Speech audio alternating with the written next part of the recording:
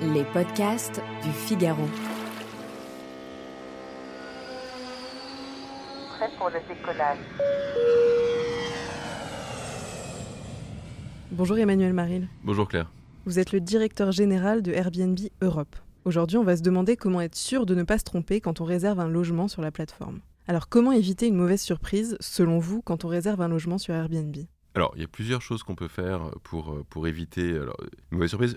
Dans l'immense majorité des cas, il n'y a pas de mauvaise surprise, d'accord. Mais comment est-ce qu'on met toutes les chances de son côté ? La première chose, c'est regarder par exemple si votre hôte est un super hôte ou pas. Ça, c'est intéressant. Les super hôtes, c'est les hôtes qui sont les mieux notés, qui vraiment ont un service, un accueil, une hospitalité qui est de très très grande qualité. Le deuxième, c'est faut regarder les commentaires, les revues laissées par les voyageurs précédents. Surtout faire attention à s'assurer que les revues, par exemple, sont récentes. Si elles sont récentes, qu'il y a quelqu'un qui a mis une très bonne revue 15 jours avant que vous passiez, il y a quand même très très peu de chances pour que ça soit un mauvais séjour. Et quand c'est une annonce qui est nouvelle, vous pouvez regarder le profil de l'hébergeur, qui va donner des informations sur lui-même, etc. Et si vous avez encore un doute, et là on va vraiment loin, si vous avez encore un doute, vous pouvez poser des questions à l'hébergeur. Et dans le texte de l'annonce même, est-ce qu'il y a des choses auxquelles il faut particulièrement prêter attention ? Il y a beaucoup de filtres, donc on peut regarder si le nombre de chambres, si il y a des salles de bain, si les salles de bain sont indépendantes ou pas, dans ce que c'est une chambre chez l'habitant, ou si c'est bien pour les enfants, pour les bébés, est-ce qu'il y a il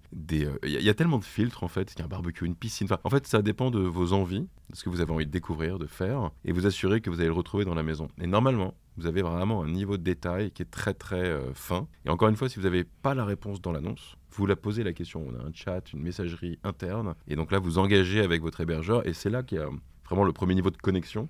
Avant même d'aller chez la personne, vous allez connecter avec quelqu'un et que cette personne va vous donner des informations. Et peut-être qu'il faut aussi un petit peu parler de soi. Je pense à certains filtres, par exemple animaux acceptés. Si on veut aller dans un Airbnb avec son animal, peut-être qu'il faut préciser si c'est un gros chien, un petit chien. Et je pense que le plus on en dit, le mieux c'est finalement. Non, vous avez raison. Ça, c'est pas que des questions qu'on va poser, c'est aussi des informations qu'on va donner en tant que voyageur. Est-ce que vous venez avec un bébé, un petit bébé puis là, c'est très différent évidemment. Moi, j'ai 3 enfants, je vois bien. Entre 1 an, 2 ans, 5 ans, ça n'a rien à voir. Donc ça, c'est une bonne information. Les animaux de compagnie, c'est vrai. Une voiture, vous venez avec une voiture, est-ce que vous avez un parking, pas de parking, où est-ce qu'on peut se garer ? Et donc toutes ces informations-là sont des informations qu'on peut donner. Et à la fin, cette connexion, ces échanges permettent d'affiner et de s'assurer que ça va être un match parfait entre un voyageur et un hébergeur, un logement et un voyage finalement. Et quand on parle de match parfait, avant de réserver, on ne connaît pas l'adresse précise du bien qu'on va louer. Est-ce que demander l'adresse par message, ça se fait sur Airbnb ? Non, pour des raisons de sécurité, vous n'allez pas le faire en amont, avant que la réservation soit confirmée, ni l'adresse ni le numéro de téléphone.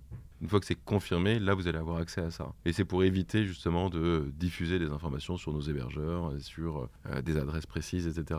Parce qu'il y a beaucoup de gens qui vont échanger, qui ne vont pas réserver. Et donc cette information est quand même très, très protégée, gardée. Et comment est-ce qu'on peut s'assurer alors que le logement est bien placé et bien situé ? Alors, la technologie est pas mal, c'est-à-dire qu'en gros, le placement du logement est quand même très précise. Enfin, on est à peut-être 2 numéros près dans la rue, donc vous allez savoir si vous êtes à 200 mètres d'un site que vous voulez visiter ou pas. Et encore une fois, après, vous pouvez tout à fait discuter avec l'hébergeur en lui demandant, voilà, je cherche à aller pas loin du Colisée pour aller à Rome. Est-ce que vous êtes loin ou pas ? Non, on n'est pas loin du tout, on est à 5 minutes à pied, 3 minutes à pied, etc. Donc je pense qu'il faut être assez précis. Mais vous parlez pas avec un chatbot, vous parlez avec quelqu'un de vrai, qui a une vraie maison ou un vrai appartement et qui va vous donner une information qui va être assez précise. Et je pense que c'est ça qui fait la différence entre Airbnb et d'autres plateformes, c'est cette connexion, cet échange. On peut aussi lui demander est-ce qu'il y a des commerces proches, où sont les restaurants les plus proches dans les environs et... Ça, il faut le demander. Vous allez chez quelqu'un, il va vous permettre de décoder la ville ou le village ou la région de manière assez incroyable et c'est unique. Moi, je suis hébergeur sur Airbnb. Alors, j'ai des choses un peu toutes préparées sur mes restaurants préférés dans mon coin où aller faire ses courses, etc. Mais systématiquement, je donne l'information sur la boulangerie, alors surtout quand c'est des voyageurs qui viennent un peu, qui sont pas français. La boulangerie la plus sympa, le marché le samedi matin ou le dimanche matin, c'est à tel endroit, le dimanche matin, c'est à tel endroit. Ça, c'est l'information qu'il faut demander. Ouais. Donc vous louez votre logement sur Airbnb ? Moi, je loue une petite maison à la campagne, dans le Vexin. Ouais. Je m'étais juré de pas trop en parler parce que je veux pas non plus que tout le monde se dise le Vexin c'est génial parce que c'est formidable, il y a personne. Mais je loue une petite maison à la campagne dans le Vexin, ouais. Et négocier le prix, est-ce que ça se fait sur Airbnb ? Ça se fait. Vous engagez les discussions et ensuite vous pouvez, je crois que l'hébergeur, il me semble, a 24 heures pour répondre sur un nouveau prix, une promotion ou un geste, enfin peu importe, mais il a 24 heures pour répondre, ouais.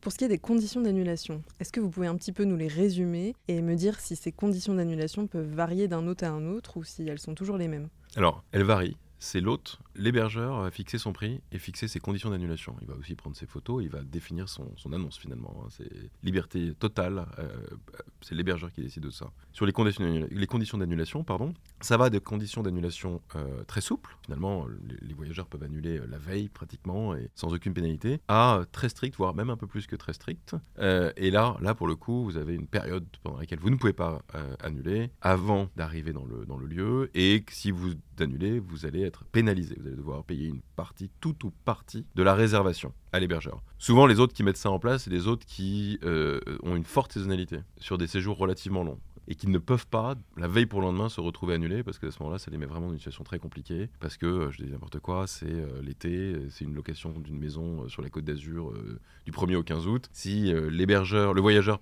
annule le 29 juillet, c'est très compliqué de se retourner dans ces cas-là. Eux vont aller tendance à mettre des conditions d'annulation strictes. Moi, par exemple, sur mon logement à la campagne, c'est un peu toute l'année, je suis en condition d'annulation souple, parce que c'est pas grave si jamais le voyageur doit annuler 3 jours avant, moi, c'est pas très important, enfin, c'est pas grave. Mais donc, c'est très important que le voyageur regarde bien les conditions d'annulation. Et d'ailleurs, on a créé un filtre qui permet de filtrer dans une destination les types de logements qui ont des conditions souples, modérées ou strictes. Donc c'est vraiment quelque chose à regarder avant de réserver, dans la mesure où c'est complètement variable. Ça change à chaque fois. Alors ce qui peut aussi peser lourd dans la balance quand on réserve son Airbnb sont les frais annexes, donc les frais de ménage, les frais de service. Depuis peu, je crois, on peut voir le montant de ces frais avant de réserver, ce qui n'était pas le cas avant. Donc on pouvait avoir de mauvaises surprises. Comment ils sont calculés ces frais-là ? Il y a quelques frais additionnels.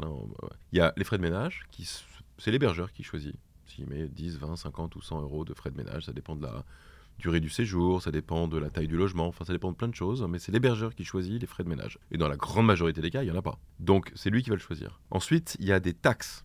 Ça, elles sont calculées, c'est les taxes de séjour. Elles sont calculées, c'est la commune qui les décide. Nous les collectons, elles sont rajoutées directement au prix. Et ensuite, il y a les frais Airbnb, notre commission, qui elle aussi est variable en fonction de la durée du séjour, même éventuellement du prix de la nuit, par exemple, etc. Donc c'est assez variable. Et ces frais-là, tout ça, et ça c'est la loi européenne qui l'a mis en place il y a quelques années, pour tous les pays de l'Union européenne, ce prix, il est affiché dès le départ. Donc vous allez avoir un prix complet. Si vous allez sur le site, vous mettez « Je veux réserver 4 nuits à Etretat le week-end prochain », à partir du week-end prochain pour 4 nuits, alors vous allez avoir le prix complet sur les 4 nuits.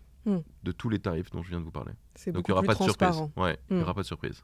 Ensuite, vous aurez le détail. Et ensuite, si vous voulez négocier avec l'hébergeur, on en parlait tout à l'heure, vous pouvez négocier, mais vous ne pourrez pas négocier sur le pourcentage de taxes de séjour. Vous ne pourrez pas négocier sur les commissions Airbnb. En revanche, vous pouvez commencer sur le prix de la chambre ou les frais de ménage, etc., etc. Et est-ce que ces frais de service, ils ont augmenté récemment dans cette période d'inflation Non, pour le coup, les frais de service sont relativement sont stables en fait. Alors, ils varient peut-être d'un pays à l'autre parfois, mais c'est assez marginal et ils sont restés relativement stables. Alors, le Figaro, en partenariat avec RDNA, a dressé un classement des destinations où les prix des Airbnb flambent le plus et à l'inverse, celui des régions où ils flambent le moins. Dans certains départements, on a vu qu'il y avait des hausses jusqu'à 70%. C'est plus que dans l'hôtellerie, par exemple. Comment est-ce que vous l'expliquez ? Alors, il y a plusieurs choses. La première, c'est ça dépend comment RDNA regarde les prix, parce que les prix qui sont affichés aujourd'hui dans une destination, ce sont les prix qui, par défaut, sont les logements qui n'ont pas été réservés. Donc s'ils ont été réservés, ils ne sont plus affichés, donc on ne les voit pas. Donc en fait, tout dépend sur la méthodologie. C'est pour ça que je n'ai pas vraiment commenté cette méthodologie ni cette étude, mais tout dépend de la méthodologie. À quel moment on regarde et si on est suffisamment en avance. Voilà. Donc ce ne sont pas vraiment les meilleures affaires si ce sont les logements qui restent. Non, voilà. Ce n'est pas forcément les meilleures affaires. Donc parfois, il y a même des prix un peu farfelus. Après, on est post-pandémie encore, et il y a des destinations en France ou dans le monde qui ont bénéficié, entre guillemets, d'un effet pandémie. C'est notamment les zones littorales, les zones de campagne, etc. Parce que les urbains ont voulu, après avoir été confinés plusieurs fois, ont voulu s'échapper. Et donc on a vu des évolutions de prix dans certaines régions qui étaient parfois un petit peu élevées, etc. Mais là on revoit une normalisation en 2023 versus 2022. On voit une normalisation des prix où dans certaines zones qui avaient été survisitées, entre guillemets, pendant la pandémie, on voit que finalement les prix reviennent. Donc il y a une évolution des prix, c'est l'hébergeur qui va fixer son prix. Mais c'est difficile de vraiment lire exactement quelle est cette évolution parce que les cartes ont été un tout petit peu redistribuées pendant la pandémie et elles sont à nouveau redistribuées en ce moment même. On va regarder un petit peu au calme dans les mois qui viennent les évolutions de prix, notamment dans les grandes villes ou dans les zones littorales, etc. Mais je pense qu'il y a une normalisation qui est en train de revenir là. Alors au début, quand Airbnb s'est lancé, on se disait que vraiment c'était génial et c'était un moyen de payer beaucoup moins cher qu'à l'hôtel. On se dit toujours que c'est génial. Certes, mais on a l'impression que ça a quand même un peu augmenté. Comment est-ce qu'on peut encore faire des bonnes affaires sur Airbnb ? Il y a encore beaucoup de façons de le faire. La première, déjà, quand vous voyagez à plusieurs, ça reste une offre très très très intéressante, très pertinente. Un groupe d'amis, famille, plusieurs... des couples d'amis, enfin peu importe. Ça reste encore une offre très intéressante parce que vous allez pouvoir trouver 2, 3, 4 chambres dans des logements. Et là, si vous ramenez ça au prix de la chambre, c'est ultra compétitif. Vous avez encore les chambres chez l'habitant, c'est 20% de l'offre à peu près en région Île-de-France par exemple. Les chambres chez l'habitant, ça reste encore un produit, une offre qui est très attractive. Vous allez chez quelqu'un, les prix sont vraiment très abordables. Et il y a un autre point, on a créé un onglet, une catégorie, nouveautés, récemment. Et donc ça, ce sont vraiment les nouvelles annonces. Et les hébergeurs qui sont nouveaux sur la plateforme, et il y en a beaucoup, ont tendance à mettre des prix un peu plus bas pour avoir des commentaires, des premières revues en fait. Donc voilà, il y a ces 3 façons de, je pense aujourd'hui, trouver encore chaussures à son pied d'un point de vue prix abordable, etc. Alors si on parle des nouvelles options justement et de la façon dont est présenté le site, qui n'est pas forcément celle qui était la sienne à son lancement, plutôt que des destinations, aujourd'hui Airbnb met plutôt en avant des expériences et des types de logements. C'est-à-dire que par défaut, on a un filtre partir n'importe où, partir n'importe quand. En revanche, on va pouvoir choisir le filtre maison troglodyte, château, piscine, igloo, que sais-je. Pourquoi ce changement de modèle, ce changement de paradigme ? Il y a 2 choses. Déjà, il y a plusieurs dizaines de catégories sur le site. Il y en a une moitié à peu près qui sont des destinations quand même. C'est pas des destinations au sens Budapest, Prague, mais ça va être des destinations type front de mer. Bord de mer, montagne, exactement. Montagne, vignoble, nature. Île, nature, exactement. Donc ça reste quand même des thèmes de destination. Après, vous avez raison, il y a une autre moitié, ce sont des catégories, des types de maisons. Des igloos, des yourtes, etc. En fait, finalement, ce qui est intéressant, c'est la combinaison des deux. Pourquoi on est passé d'un site, une première page du site qui était très avec des thèmes, etc. à ça, parce qu'on pense que l'inspiration du voyage, en fait, vient de ça, en fait, vient du type de destination et vient du type de maison. Et ça peut vraiment éveiller des idées quand on arrive et on veut voyager dès l'arrivée sur le site, en fait. Et c'est vrai que quand on arrive sur le site et qu'on voit toutes ces jolies maisons, petits sous-marins jaunes, enfin, il y a vraiment des trucs assez marrants en plus. On se dit, ah ouais, donc on voyage, en fait. Ensuite, on a toujours la barre où on peut mettre la destination, le nombre de voyageurs, etc. Mais là, on met un pied dans le voyage dès l'arrivée sur le site. Ensuite, on va aller voir sur des typologies de destinations. Et en fait, moi, j'ai envie de partir en bord de mer, pas loin. Et ça, c'est quelque chose qu'on peut faire sur le site. Et je suis flexible parce que j'ai pas d'enfant. C'est pas mon cas. J'ai pas d'enfant. Donc, je peux partir quand je veux. Puis même, j'ai encore cette chance inouïe, c'est que mon entreprise m'autorise à faire du télétravail. Donc, je peux même aller travailler là-bas. Donc, je vais mettre un filtre Wi-Fi. Et donc, c'est comme ça qu'en fait, les gens vont un peu naviguer. Et vous allez avoir